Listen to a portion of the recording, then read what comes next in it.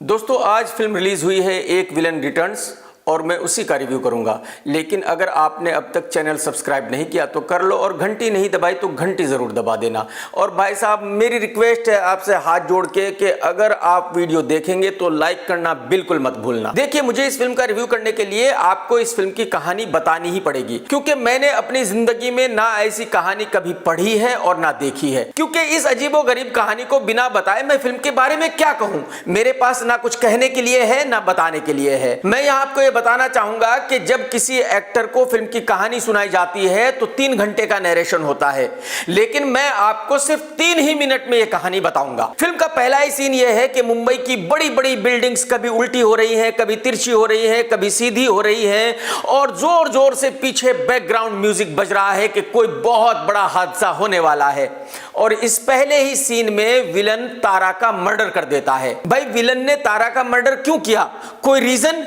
बिल्कुल नहीं। कोई वजह? बिल्कुल नहीं। सिर्फ मोहित सूरी ने ऐसा सोचा कि पहले ही सीन में तारा का मर्डर करना है तो विलन ने कर दिया। अब पूरी फिल्म की कहानी यह है कि तारा का बॉयफ्रेंड अर्जुन ये कोशिश कर रहा है ढूंढने की कि किसने मर्डर किया, और मुंबई शहर की पूरी पुलिस भी उसी कातिल को ढूंढने में लगी हुई है। लेकिन पूरी इन्वेस्टिगेशन के बाद क्लाइमैक्स में पता चलता है कि किलर ने तारा को नहीं मारा था, तारा तो जिंदा है। अब कोई मोहित भाई से ये पूछे कि भाई साहब वो तो सीरियल किलर है, उसने तो 10 से 15 लड़कियों का मर्डर किया है, तो उसने तारा को क्यों नहीं मारा था? इसका जवाब मोहित सूरी कुछ ऐसे देते हैं कि देखो भाई ये मेरी फिल्म है, आप पैसे खर्च करके टिकट खरीद के मेरी फिल्म देखने आए हो, तो अब मेरी मर्जी है कि मैं आपको क्या दिखाता हूं। जो मैं आपको दिखाऊंगा वो आपको देखना पड़ेगा, नहीं देखना तो उठ के चले जाइए, बात खत्म, आपकी मर्जी है। ये तो फिल्म की एक कहानी है। दूसरी तरफ अर्जुन कपूर अपने फादर के साथ लड़ रहा है, झगड़ रहा है, बिना बात के अपने फादर की बेइज्जती कर रहा है। तो हो सकता है अर्जुन ने ये ट्रैक फिल्म में रखवाया हो अपनी रियल लाइफ को दिखाने के लिए, क्योंकि इस ट्रैक का फिल्म से कतई कोई लेना देना नहीं है। अगर आप मोहित से पूछेंगे कि भाई साहब इसका क्या लेना देना है फिल्म से, तो मोहित आपसे यही कहेगा कि देखो भाई आप टिकट खरीद के थिएटर में आए हैं मेरी फिल्म देखने, मेरी मर्जी है, जो मैं दिखाऊंगा वो आपको देखनी है तो देखिए, नहीं देखनी है तो आप चले जाइए। इंटरवल से थोड़े से पहले दिशा और जॉन की एंट्री होती है और फिर वो क्लाइमैक्स तक दोनों साथी है। लेकिन आखिरी सीन में पता चलता है कि भाई दिशा तो है ही नहीं। चलो भाई दिशा नहीं थी तो मोहित भाई दिशा की आत्मा होगी। मोहित भाई कहते हैं कि नहीं। अच्छा ठीक है भाई, तो दिशा की शक्ल का भूत होगा। मोहित भाई कहते हैं कि बिल्कुल नहीं भाई साहब, आपको गलतफहमी है, दिशा फिल्म में थी ही नहीं। अगर आपने दिशा को देखा है तो आपकी नजर कमजोर है या आपके चश्मे का नंबर गलत है, उसको ठीक कराइए। अब आप कहेंगे कि भाई साहब हम इतने भी बड़े नहीं है जितने आप समझ रहे हो, आप कुछ भी नहीं दिखा सकते। उस पर मोहित का जवाब वही होगा कि भाई साहब आप टिकट खरीद के थिएटर में आए हो मेरी फिल्म देखने, ये मेरी मर्जी है कि मैं क्या दिखाता हूं। आपको देखनी है देखिए, नहीं देखनी है तो चले जाइए। फिल्म के क्लाइमैक्स में अर्जुन और जॉन दोनों आमने सामने आ जाते हैं। मुंबई पुलिस को पता चल जाता है कि भाई किलर कौन है। अब कम से कम 500,000 पुलिस वाले वहां आ जाते हैं इनको पकड़ने के लिए। और जैसे ही ये दोनों आमने सामने आते हैं, पुलिस ये कहकर चली जाती है कि भाई साहब आप दोनों आमने सामने आ गए हो, अब आप देख लो कि क्या करना है, हमारा काम यहीं तक था, खत्म हो गया। अब ये दोनों एक दूसरे पर झपटते हैं और गिर पड़ते हैं। अब ये दोनों पड़े हुए हैं और डायलॉग बाजी चालू है, मैं तेरा खून पी जाऊंगा, मैं तेरे टुकड़े टुकड़े कर दूंगा। अरे भाई साहब उठो तो सही, एक दूसरे से लड़ो तो सही, कुछ करो तो सही। और जब मुंबई पुलिस को किसी को पकड़ना ही नहीं था तो पूरी फिल्म में तहकीकात किस बात की हो रही थी, किसके पीछे भाग रही थी? तो एक्चुअली यहां जॉन ने कहा होगा कि देखो भाई इस लुक्खे अर्जुन कपूर से तो मैं मार खाऊंगा नहीं, अगर ये एक मारेगा तो मैं 3 मारूंगा। मोहित ने कहा होगा कि भाई साहब हीरो वो है, विलन आप हो, तो मार तो खानी पड़ेगी। जॉन ने बोला कि बिल्कुल नहीं खाऊंगा, तेरी मर्जी है, फिल्म बनानी है बना, नहीं बनानी मत बना। मोहित ने जॉन से पूछा होगा तो भाई साहब क्या करूं आप बताइए, क्लाइमैक्स कैसे करूं? जॉन ने कहा कि देखो भाई मैं हॉस्पिटल में पहुंच गया और बिस्तर पे पड़ा हुआ हूं और मेरे को 2-4 पट्टियां लगी हुई है, मतलब थोड़ी बहुत चोट लग गई है, क्योंकि इस लुक्खे हीरो अर्जुन कपूर से मैं इतनी ही मार खा सकता हूं, ज्यादा चोट मुझे नहीं लगी है, ये मैं क्लियर कर दूं। मोहित ने कहा कि चलिए भाई यहां तक भी ठीक है, लेकिन भाई साहब आप 20-25 लड़कियों का मर्डर कर चुके हैं और वो भी बिना किसी रीजन के, बिना किसी बात के, तो जाहिर सी बात है सजा तो मिलनी चाहिए, आपको मरना तो पड़ेगा ना। जॉन ने कहा होगा कि भाई साहब आपके हीरो अर्जुन ने भी तो कई मर्डर किए हैं, उसको कौन सी सजा मिली है, तो उसको भी मारो अगर मुझे मारना है तो। मोहित ने कहा होगा कि भाई साहब उसको भी मार दूंगा, तुम्हें भी मार दूंगा, तो फिल्म कैसे चलेगी। तो जॉन ने बोला देखो भाई, मैं आपको एक बहुत सिंपल रास्ता बताता हूं। मैं हॉस्पिटल के बेड पर पड़ा हुआ हूं और रितेश भाई स्क्रू ड्राइवर लेकर आते हैं और मेरे सामने बैठ जाते हैं और कहते हैं कि शिकायत का मौका नहीं दूंगा। मोहित ने कहा कि भाई साहब रितेश तो विलन 1 में मर चुका है। तो जॉन ने कहा कि भाई इस फिल्म में भी तो तारा मर चुकी थी, जिंदा हो गई। अरे भाई साहब मैं मर चुका था, जिंदा हो गया। अरे भाई साहब दिशा मर चुकी थी लेकिन दिशा है नहीं। तो भाई साहब जब कुछ भी हो रहा है तो ये भी हो सकता है। अरे भाई रितेश पार्ट 1 में मर गया था, पार्ट 2 में जिंदा हो गया और ये पिछले 7-8 साल में वो गे बन गया है। तो अब उसको लड़कियों का मर्डर नहीं करना, अब उसको लड़कों का मर्डर करना है। बात को समझो, उसने करण जौहर गैंग ज्वाइन कर ली है। तो भाई इस तरह का मजाक इस फिल्म की कहानी है।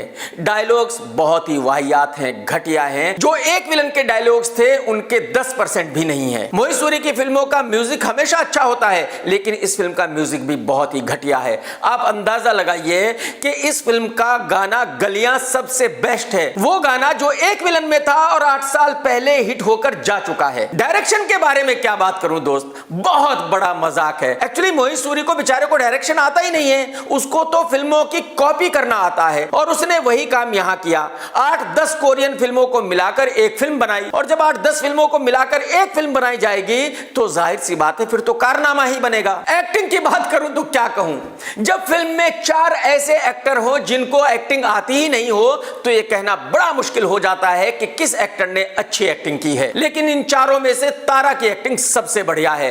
तारा बहुत ही हॉट और खूबसूरत भी लगी है लेकिन तारा का रोल जो है वो बहुत छोटा है। मेरे ख्याल में तारा का अगर थोड़ा और बड़ा रोल होता तो अच्छा होता। इस फिल्म की सबसे कमजोर कड़ी है जॉन। जॉन बहुत ही गंदा दिखा है, बहुत ही बूढ़ा दिखा है। मेरे ख्याल में जॉन की उम्र 55-56 से कम नहीं है, शायद उसने मीडिया में 4-5 साल कम करके दिखाई हुई है क्योंकि जॉन बहुत ही बूढ़ा लगा है। जॉन की स्किन बहुत ही खराब हो गई है, जॉन के फेस पे देखा नहीं जाता और ऊपर से जॉन को एक्टिंग आती नहीं है। बस जिस तरह से वो हर फिल्म में चिल्लाता है उसी तरह से इस फिल्म में चिल्लाया है। पता नहीं क्यों मोहित ने दिशा को भी अच्छे से शूट नहीं किया है। दिशा बहुत ही गंदी दिख रही है, दिशा के फेस पे देखा ही नहीं जाता और जाहिर सी बात है एक्टिंग तो उस बेचारी को आती ही नहीं है। और अर्जुन की एक्टिंग के बारे में तो कुछ कहने की जरूरत है ही नहीं क्योंकि आप सब लोग जानते हैं कि वो कितना बेहतरीन एक्टर है, कितनी बढ़िया एक्टिंग आती है और कितना बढ़िया दिखता है। अरे अरे अर्जुन भाई माफ कर दो दोस्त, कब बंद करोगे फिल्म करना बता दो एक बार, पता तो चल जाए कि भाई ये आफत कब टलेगी। यहां निर्माता एकता कपूर की बात करना जरूरी है। एकता कपूर ने प्रेस कॉन्फ्रेंस में कहा था कि ये इतनी बेहतरीन कहानी है कि जो इसको सुन लेगा वो इसको रिजेक्ट कर ही नहीं सकता। ये स्क्रिप्ट ऐसी स्क्रिप्ट है कि कोई भी सुनेगा ना नहीं कहेगा। तो इस फिल्म से ये साबित हो गया कि कहानी किस चिड़िया का नाम है ये एकता कपूर को बेचारी को बिल्कुल पता नहीं है। और आप अंदाजा लगाइए कि एकता कपूर के पास बहुत पैसे हैं, एकता कपूर की कंपनी में मुकेश अंबानी पार्टनर है, तो जाहिर सी बात है पैसों की तो कमी हो ही नहीं सकती। लेकिन उसके बावजूद भी एकता इस फिल्म को भूषण के पास लेके गई और भूषण को कहा कि भाई मैं आपको एक ऐसी जबरदस्त सुपर डुपर फ्लॉप फिल्म देती हूं कि आप खुश हो जाओगे। भूषण ने कहानी सुनी और भूषण कहानी सुनते ही उछल पड़ा। भूषण के रूम में टेबल इस तरफ है और सामने सोफा है। भूषण कुर्सी से उछल के सीधा सोफे पर जाकर गिरा और कहा कि एकता बहन क्या जबरदस्त कहानी लेके आई हो, मतलब इस फिल्म को तो सुपर डुपर डिजास्टर होने से कोई बचा ही नहीं सकता। आपको 7-8 साल लगे इतनी घटिया कहानी ढूंढने में, लेकिन आप ढूंढ लाई। आप मेरी सच्ची बहन हो, आप फौरन इस फिल्म को बनाओ और पैसे बोलो कितने। एकता ने बोला कि भाई 100 करोड़ दे देना। भूषण ने कहा कि एकता बहन ऐसा मत कर। एकता ने कहा कि देखो भाई कर दिया ना आपने निराश, 8 साल लगे मुझे इतनी वाहियात कहानी ढूंढने में, इतनी मेहनत की, आपका नाम रोशन करने के लिए ये कहानी मैं आपके पास लाई और आप मोल भाव कर रहे हो। भूषण भाई ने कहा कि बहन दिक्कत ही कोई नहीं है, पकड़ 100 करोड़ रुपए, तू फिल्म बना, मुझे पता है कि ये फिल्म सुपर डुपर डिजास्टर ही होनी है। दिल खुश हो गया, जय माता दी। कुल मिलाकर यह फिल्म टॉर्चर नहीं टॉर्चर का बाप है।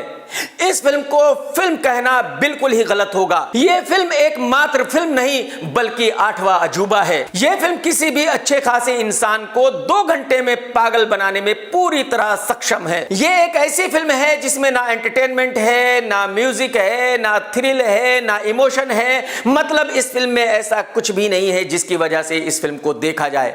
तो मैं आप लोगों से यही कहूंगा कि आप अपना टाइम बचाएं, अपने पैसे बचाएं और इस फिल्म को अवॉइड करें। मैं इस फिल्म को देता हूं 1 स्टार और मेरी बिजनेस रेटिंग भी रहेगी 1। मैं समझता हूं कि शायद ये फिल्म 25 से 30 करोड़ का बिजनेस कर ही लेगी। लेकिन जो लोग ये कहते हैं कि मैं तो हर फिल्म के बारे में बुरा ही कहता हूं, उन लोगों के लिए मैं इस फिल्म को देता हूं 5 में से 50 स्टार। भाई साहब, आप तो जरूर जाना और इस फिल्म को जरूर देखना और अपनी पूरी फैमिली को लेके जाना ताकि आपकी फैमिली वहीं थिएटर पर आपको खूब जूतों से धोए। टेक केयर दोस्तों, जय हिंद, वंदे मातरम, सत्यमेव जयते।